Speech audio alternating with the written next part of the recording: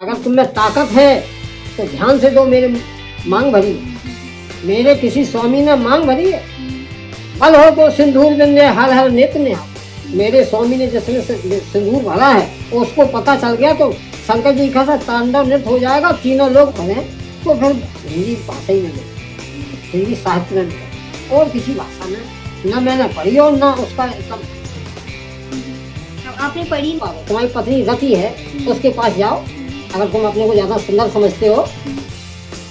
बल हो तो सिंदूर बिंदे हर हर नेत्र ने हारो आई।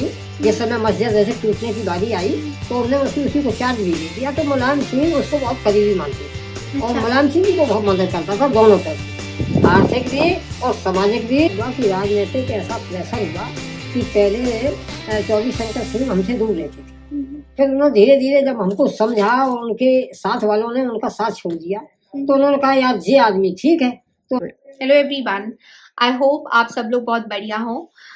तो आज जैसा कि आप देख रहे हैं मेरे साथ है मेरे दद्दू, जो पेशे से अध्यापक हैं और जिन्होंने अपना पूरा जीवन हमारे गांव में शिक्षा का प्रचार प्रसार करने में लगा दिया और लोगों को शिक्षा के प्रति बहुत प्रोत्साहित किया है। तो आज उनसे मिलते हैं और उनकी जर्नी और उनके अनुभवों से इंस्पायर होते हैं।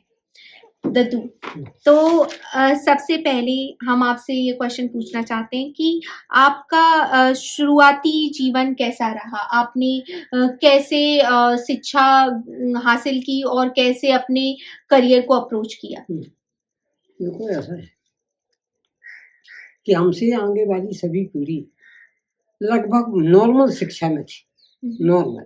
तो हमको ये प्रेरणा मिली कि मेरे पिता ने मुझे आगे बढ़ाया तो हम पढ़े।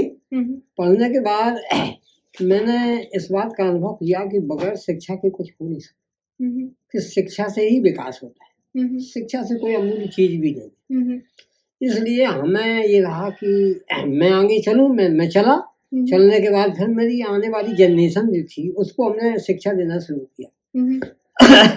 उनमें हमारे चचेरे भाई, हमारे भतीजे, ये सब इनको हमने प्रेरणा दी, इनको जगाना और उन्हें पढ़ाने, रात में पढ़ाना, ये सब किया हमने। क्योंकि हमारा जीवन इसलिए था कि मैं पूरे गांव का एक जिम्मेदार था, तो जिम्मेदारी होने के मेरी बादशाहत रही हमेशा। तो हमने इस बात को अनुभव किया कि अगर हम शिक्षित नहीं होंगे तो बादशाहत खत्म हो जाए। अच्छा। इसलिए हमें ये रहा कि हम शिक्षा के लिए बच्चों को प्रेरित करें, उन्हें पढ़ाएं और दूसरों को भी, अपने को नहीं दूसरों को भी जो पढ़ने वाले हैं, पूरी समाज को एक साथ लेके चलते, ये मेरी इच्छा। इसलिए मैंने आगे स्वयं चले तो हमें चलने में आगे में दिक्कतें हुई, लेकिन धीरे धीरे आने वाली जनरेशन और भी तेज निकली और उसने जो है काफी अपना प्रोग्रेस किया, प्रोत्साहन भी किया और पूरी फैमिली में उन्होंने मदद भी की, तो हमें और सफलता हुई उससे। Thank you. तो जैसे कि आपने बताया कि आपने कुछ स्ट्रगल्स भी किए, तो आप अपना हिंदी टीचर बनने का सफ़र के बारे में कुछ बताना चाहेंगे कि कैसे आपकी जो 12 तक की शिक्षा हुई और फिर उसके बाद आपने क्या परसू किया, क्या-क्या पढ़ाई की कि आप हिंदी प्राध्यापक बने? बात उसमें ये थी कि हिंदी की तरफ चॉइस तो नहीं, पहले साइंस की तरफ चॉइस थी, लेकिन हमारे जो साथी थे आर्ट साइड थे तो उन्होंने आर्ट साइड के ही विषय लेवा दिए, तो उनमें हमें हिंदी सबसे अच्छी लगी, तो हिंदी के प्रति फिर हम जम गए। तो उसको हमने हाई स्कूल में तो हिंदी कंपलसरी थी, इंटर भी कंपलसरी थी, और उसको जाके फिर हमने BA में हिंदी भाषा और हिंदी लिटरेचर, मतलब दोनों साहित्य और भाषा दोनों ली, और फिर MA भी किया हिंदी से। या हिंदी में अनुभव से फिर पढ़ाने भी लगा, बिटवीन विद्यालय में पढ़ाया तो उससे हमें अनुभव हो गया ज़्यादा। अनुभव होने पर हमने पढ़ाई शुरू कर दी। उसमें हमारी आने वाली जितनी जनरेशन थी उसको हम हिंदी से ज़्यादा अच्छा समझा सके और उनको गाइड कर सके, तो भी आगे बढ़ गए। Okay, very good. तो आप अपनी चौधरी चरण सिंह इंटर कॉलेज में जो आपका कार्यकाल रहा उसमें चौधरी शंकर सिंह नहीं, गजेंद्र सिंह, उनके पिता का नाम गजेंद्र सिंह के नाम से है। अच्छा, चौधरी गजेंद्र सिंह जो इंटर कॉलेज है उसमें आपका कार्यकाल कैसा रहा? उसका कोई अच्छा किस्सा आप शेयर करना चाहेंगे? हाँ, उसमें ऐसा हुआ कि राजनीतिक ऐसा प्रेशर हुआ कि पहले चौधरी शंकर सिंह हमसे दूर रहते थे, फिर उन्होंने धीरे धीरे जब हमको समझा और उनके साथ वालों ने उनका साथ छोड़ दिया, तो उन्होंने कहा यार ये आदमी ठीक है, तो उन्होंने हमको लाइक किया। लाइक करने के बाद मैंने कहा आप अपने विद्यालय में हमें ना करें, क्योंकि वहाँ दिक्कत होगी, आपके जितने कार्यकर्ता कट जाएंगे। तो उन्होंने कहा इसकी परवाह नहीं, आप तुम आगे बढ़िए, मैंने आपको समझ लिया। मैं उनके विद्यालय में प्रवेश हो गया। प्रवेश होने से विरोधी भाग गए, मैं अकेला बचा। और उन्होंने जब मेरा कार्यकाल देखा और मेरी कार्यशैली देखी तो वे बहुत प्रसन्न हुए और वे हमसे बहुत मदद लेते रहे। और उन्होंने विद्यालय में जबरन मुझे वहाँ लेक्चरर बना दिया। तो वहाँ लेक्चरर होके हमने नौकरी की और उन्होंने हमें LD ग्रेड में, PGT के एक्वाइल होती है, LD ग्रेड में सरकारी अध्यापक भी करा दिया। तो आपके जीवन में उनका बहुत बड़ा योगदान रहा, उनका क्योंकि सपोर्ट का। उस व्यक्ति ने खुद इतनी संस्थाएं खोली, तीन गढ़ी थी, तीन गढ़ी सब शिक्षा के लिए अर्पित की उसने। तो उसे शिक्षा वाला आदमी अच्छा लगता था, इसलिए उसने हमेशा वो आदमी उठाया जो उसके शिक्षा जगत को और बढ़ाया, आगे बढ़ाए। तो आप कुछ उनके बारे में कुछ शेयर करना चाहेंगे कि उन्होंने मतलब वो आपने जैसे मेंशन किया कि उनके पास 3 गढ़ी थी, तो ये बेसिकली वो पैसे वाले आदमी थे, आप ये कहना चाहते हैं? राजा थे। तो उन्होंने अपने पूरा पैसा एजुकेशन के लिए डोनेट करा। जन सेवा का काम करता था वो, ये भी जन सेवा थी, पढ़ाना भी जन सेवा है। तो उसमें उसको बहुत अच्छा लगा और उसने 3 विद्यालय शिक्षा ही जगत के लिए अर्पित कर दिए। और वहां तक कि मुलायम सिंह कार्यकाल में वो उनका टॉप का कृषि मंत्री रहा और गृह मंत्री रहा और मुख्यमंत्री का चार्ज भी उसी को दे दिया।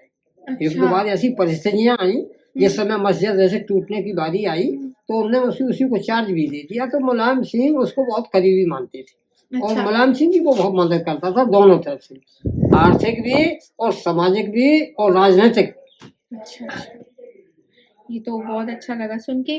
तो आप कुछ ऐसा बताना चाहेंगे कि आपने अपनी शुरुआती पढ़ाई तो गांव में ही पूरी की, फिर आपने कहाँ पे पढ़ाई की? देखो मैंने शुरुआती अपने गांव से की, इसके बाद हमसे 2 किलोमीटर दूर बहतीपुर गांव है, वहाँ हमने जूनियर हाई स्कूल पास किया।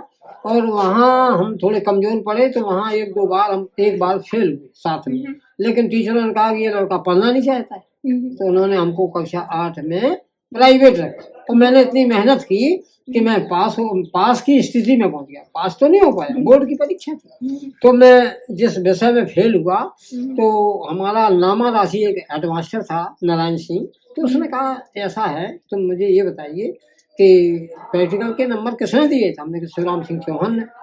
बोले कहने लगे तो रुकिए अभी मार्कशीट नहीं मिलेगी। तो मैं बैठा रहा, थोड़ी देर में जैसे ही आए तो उन्होंने उसको जो है क्लास इंटरव्यू ले लिया कि बोले मुझे बताओ पूरे विद्यालय पास किया गया, इस लड़के को फेल क्यों किया? प्रैक्टिकल में क्यों फेल किया? थ्योरी में सभी में पास है, प्रैक्टिकल में फेल होने की वजह से इसकी 1 साल चली गई।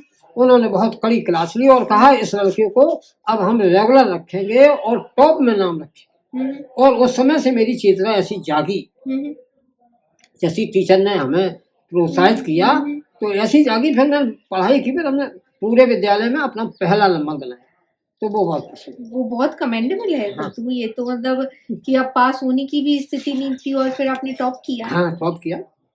बहुत अच्छा।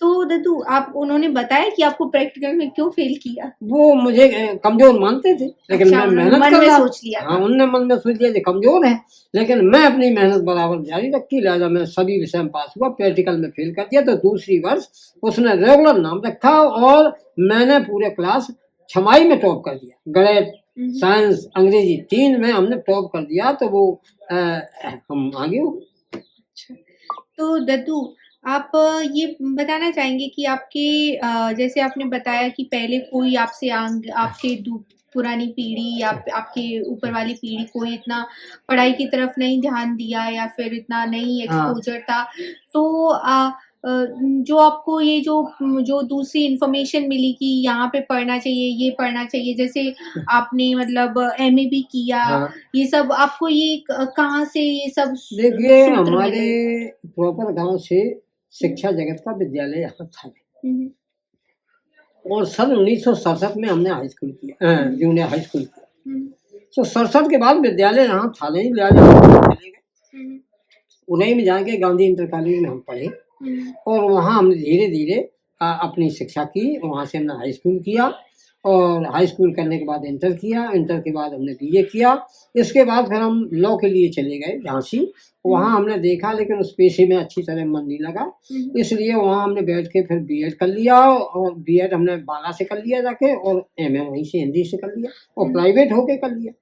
हाँ, इसलिए हमारी रुचि जो बन गई कि मैं अब इस लेवल हो गया कि मुझे अध्यापक हो जाना चाहिए। अच्छा। हाँ, अच्छा। मेरे पास सारी डिग्रियां आ गई। Very nice. तो दद्दू, आप जैसे आप हिंदी के टीचर रहे पूरा अपने पूरे कार्यकाल में, तो आपको हिंदी में कोई ऐसे हिंदी के जो आपके स्टूडेंट्स आए या फिर जैसे हिंदी को इतना कोई इम्पोर्टेंट सब्जेक्ट नहीं माना जाता कंपटीशन के भी एग्जाम में या फिर कहीं, तो आपको ये मतलब लेकिन तब भी नंबर तो तब भी मायने रखते हैं कि मतलब चाहे वो कोई भी सब्जेक्ट हो, लेकिन तो फिर आपकी रुचि कैसे बनी रही कि हिंदी ही पढ़ाना है? देखो, भारतीय जितने हैं उत्तर भारत में वो लगभग हिंदी सबसे प्रभावी और लोगों को समझने और समझाने में हिंदी सबसे ज्यादा काम करती है। जो लोग अंग्रेजी में काम करने लगते हैं उनको मना करते हैं कि आप इस समाज में एडजस्ट नहीं हो पाओगे, लिहाजा हिंदी को पहले रखो। इसके क्योंकि हिंदी में आपका बातचीत होना है, विकास होना है और उससे तुम ज्यादा समझ सकते हो। लिहाजा हिंदी पढ़ाने वाला भावुक होता है क्योंकि हिंदी भाषा सब भाषाओं से मतलब एक साहित्य उसका ऐसा है कि सब में रूखड़पन है। अंग्रेजी है, फ्रेंच है और उर्दू है, फारसी है, इन भाषाओं को ज्ञान भी नहीं है और इसमें सब भाषाओं में 27 अक्षरों से काम चल जाता है अंग्रेजी, लेकिन मेरी भाषा में 52 अक्षरों से काम चलता है क्योंकि सबसे ज्यादा महीन ज्ञान हिंदी में और तरसी हुई भाषा है। हाँ, और हिंदी जो है वो भावुक व्यक्ति ज्यादा लेते हैं, जिन्हें समाज का ज्यादा मतलब उठाना होता है, वो उसी से उठाता है। अब मान लो यहाँ अंग्रेजी वाले हों, हिंदी वाला अकेला हो तो वो कुछ नहीं कर पाएगा, और जब हिंदी वाले सब होंगे तो वो बहुत जल्दी समझा लेगा और बहुत जल्दी समाज को जोड़ लेगा और आगे बढ़ेगा। बिल्कुल सही बात कही। और जैसे आपने कहा कि जो हिंदी एक भावुक भाषा है, तो जो और आपने रीजन भी दिया कि इसके साहित्य की वजह से इतना अच्छा साहित्य है और इतने बड़े मतलब बड़े लेखक हुए हैं इस विषय में। तो आप अपने बारे में बताना चाहेंगे, आपका कैसा रिश्ता रहा साहित्य से? आपकी जर्नी कैसे साहित्य के साथ इवॉल्व हुई? हाँ, इवॉल्व देखो, साहित्य में हमको एक उत्कंठा रहती है कि मैं तो दूसरे लोगों को बढ़ाऊं। मैं तो चला ही गया, लेकिन दूसरे लोगों को उठाना है तो इस सरलतम भाषा से ही हम उठा सकते हैं। तो हमें समाज को उठाना था, इसलिए समाज के हर वर्ग को, समाज के हर व्यक्ति को, समाज के संबंधित व्यक्तियों को उठाने का ज्यादा सपना रहा। तो हम हिंदी के माध्यम से लोगों को ज्यादा गाइड कर पाए, हिंदी से हम लोगों को ज्यादा समझा पाए। और जिन लोगों ने अन्य भाषाओं की तरफ दिया तो मैंने उनको वहां मना किया कि ये भाषा कम, ये भाषा का प्रयोग करो। तो लोगों को सरलता लगी और इसलिए हमको भी अच्छी लगी। हिंदी बहुत भावुक विषय है तो हिंदी हमको बहुत अच्छी लगी क्योंकि इससे जो है बारीकी और भावुकता और सरलता इससे बड़ी जल्दी आती है और समाज भी जुड़ती साथ में। और क्या, बहुत आपने सही बात कही। और लेकिन हम जैसे इस बात पे थोड़ा सा आप अगर जोर दें कि जैसे कि साहित्य में जैसे आपका जो पढ़ाना भी हुआ तो किस तरह का साहित्य पढ़ाया? क्या मतलब जो सिलेबस ही पढ़ाया या फिर पोएम भी पढ़ाई, तो किसकी पढ़ाई? और आपको कोई ऐसा यूरेका मोमेंट हुआ जैसे कि मतलब जिसमें आपको बिल्कुल चीज जो लेखक कहना चाह रहा है वो समझ में आया हो, बिल्कुल उससे मिल गए हो? हाँ, उसमें ऐसे लेखक आए जैसे मुंशी प्रेमचंद, भारती हरिश्चंद्र, ये दोनों करते थे, हिंदी करते, गद्यांश भी करते थे, पद्यांश भी करते। तो ऐसे कवि महादेवी वर्मा, जयशंकर प्रसाद, सुमित्रानंद पंत ने प्रकृत का और छायावादी, इन जयशंकर प्रसाद तो ज्यादा समझदार लोगों का कवि है। हाँ, ये तो और गोस्वामी तुलसीदास एक सरलतम व्यक्ति से लेकर ऊपर तक है। तो हमने इनमें ये पाया कि ये लोग साहित्य को समझाने में दो पक्ष थे। एक तो अनुभूत पक्ष और एक कला पक्ष, एक भाव पक्ष और एक कला पक्ष। ये सरलतम भाषा से है। और क्लिष्ट हिंदी में है अनुभूति पक्ष और अभिव्यक्ति पक्ष। अभिव्यक्ति माने कला और अनुभूति माने भाव। तो कला पक्ष और भाव पक्ष सूरदास के, गोस्वामी तुलसीदास के और कबीर के। कबीर का मतलब अनुभूति पक्ष और कला पक्ष दोनों, मतलब तीनों कबीर, ये दोनों पक्षों में, दोनों पक्षों में, कला पक्ष में और भाव पक्ष में, चाहे अनुभूत पक्ष का हो चाहे उसके अभिव्यक्ति पक्ष का। अभिव्यक्ति माने कला, तो कलात्मक ढंग में और भावात्मक ढंग में ये बहुत अच्छे कवि रहे। तो इन्होंने कविताएं बहुत आकर्षित की, जैसे मैथिली शरण गुप्त का है और आपका केकई अंताप है। केकई अंताप ने बहुत अच्छा लिखा। तो इस सरलतम लोगों में कि केकई का पश्चाताप कि मैंने बहुत बुरा किया, इस तरह ऐसी बातें देखकर लोग भावुक होते हैं। उसमें ऐसे अनुभव शामिल हैं कि केकई खुद कहती थी कि संसार में आज तक ऐसा है, माता कभी कुमाता नहीं, और मैं कुमाता बन गई। संसार में इतनी माताएं हुई लेकिन मैं एक ऐसी बन गई कि मैंने परिवार का विध्वंस कर दिया।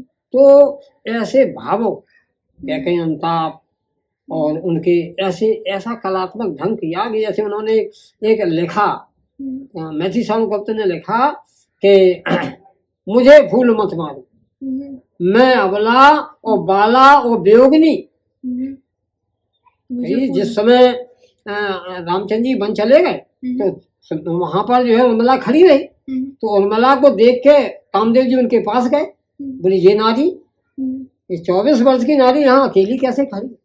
तो उसने पेड़ से ऊपर से फूल डाले, फूल मारा तो बा ने देखा तो वो तो तपस्वी नारी थी। उसने कहा कामदेव तुमने फूल? तो उसने कामदेव को ताड़ना दी कि मुझे फूल मत मारो, मैं अबला, एक तो मैं अबला हूँ और बाला, मेरी अवस्था बाल्या है, मैं अबला बाला वियोगनी, और वियोग में डूबी, मेरे स्वामी चले गए, हम उनके वियोग में। कुछ तो दया विचारो, अरे तुम हम पे दया करो कि मैं बाला हूँ और युवावस्था है और वियोग में डूबी, मैं अबला बाला वियोगनी, कुछ तो दया विचारो। और होके मधु के मीत, तुम पे मदन छाया है, होके मधु के मीत मदन पतु, तुम कटु गरल न गारो, हम पे विष उड़े लिए, हम पर हमारे ऊपर ये विष उड़ेलने का काम ना कीजिए। नहीं भोगनी यह में कोई जो तुम जाल पसारो, मैं कलियों की भोग विलास करने वाली नारी नहीं हूँ जो मेरे ऊपर जो है जाल डाल रहे। नहीं भोगनी यह में कोई जो तुम जाल पसारो, तुम्हें विकलता, तुम्हें विफलता, तुम फेल हो जाओ, तुम्हें विफलता और मुझे विकलता, मुझे बेचैनी, तुम्हें विफलता मुझे विकलता, ठहरो श्रम पर हारो, कहीं जाओ आराम करो जाके। नहीं भोगनी यह में कोई जो तुम जाल पसाओ। और ध्यान से सुनो, बल हो तो सिंदूर बिंदे, अगर तुम में ताकत है तो ध्यान से दो, मेरे मांग भरी, मेरे किसी स्वामी ने मांग भरी है। बल हो तो सिंदूर बिंदे हर हर नेत्र ने, मेरे स्वामी ने जिसने सिंदूर भरा है उसको पता चल गया तो शंकर जी का तांडव नृत्य हो जाएगा, तीनों लोग में बचोगे नहीं। बल हो तो सिंदूर बिंदे हर हर नेत्र निहारो, और रूप दर्प कंदर्प तुम्हें तो रथ के ऊपर बारो, तुम्हारी पत्नी रति है उसके पास जाओ अगर तुम अपने को ज्यादा सुंदर समझते हो। बल हो तो सिंदूर बिंदे हर हर नेत्र निहारो, और रूप दर्प कंदर्प तुम्हें तो रथ के ऊपर बारो, और यह लो मेरी शरण धूल तुम रथ के सर पे डालो, हमारी चरणों की धूल ले जाओ, हमारी धूल के बराबर तुम्हारी रति नहीं है, मेरी चरणों की धूल इतनी पवित्र है। तो इस तरह के भावुक पद लिख के गोस्वामी तुलसीदास ने समाज में, गोस्वामी ने मैथिली शरण ऐसा प्रारंभ बना दिया कि नारी जगत के को में नारी ऐसी तपस्वी नारी मिली जिससे शिक्षा लेना चाहिए, समाज के लोगों को शिक्षा लेना चाहिए। और उन्होंने ऐसे, और उन्होंने आगे कहा कि उन्होंने कहा प्रेम की इस जीवन में यही आता है समझ में, छोड़ धाम रहूं इस वन में, वे कहती वन में रहें लेकिन प्रेम न, इसलिए उन्होंने तमाम तरह की व्याख्याएं ऐसी की। Of course and Daddu like ये तो हम मतलब आपका पॉइंट समझते हैं और हम अग्री भी करते हैं कि जितना साहित्य समाज का विकास करता है और उतना शायद ये उद्योग और ये सब चीजें नहीं कर पाती। सो जितना साहित्य मजबूत है लोगों की अंतरात्मा को जगाने के लिए, लोगों की मोरालिटी को जगाने के लिए, नैतिकता को जगाने के लिए साहित्य बहुत जरूरी है। तो वो साहित्य, हिंदी का साहित्य इस मामले में सबसे आगे, क्योंकि उसमें इतनी भावुकता है, इतनी सरलता है कि आदमी को आगे बढ़ाती है। कहा भी गया है कि नैतिक आर्थिक उन्नति कोरी भ्रांति, आर्थिक उन्नति कोरी भ्रांत, नैतिक उन्नति असली क्रांति। जिसमें नैतिकता आती है वही बदल पाता है, आर्थिकता से कोई बदल नहीं पाता। साधन है वो, लेकिन बदल नहीं पाता। लेकिन नैतिक व्यक्ति दूसरे को अपने आप शिक्षा देता है, जैसे महात्मा गांधी की शिक्षा, सरदार भगत सिंह वगैरह के त्याग बलिदान जी दूसरों को प्रेरणा देते हैं। तो व्यक्ति का जो नैतिक जीवन होना चाहिए, और नैतिक जीवन गोस्वामी तुलसीदास ने गिरने के बाद उठे हैं, उनमें वही नैतिक जीवन आया।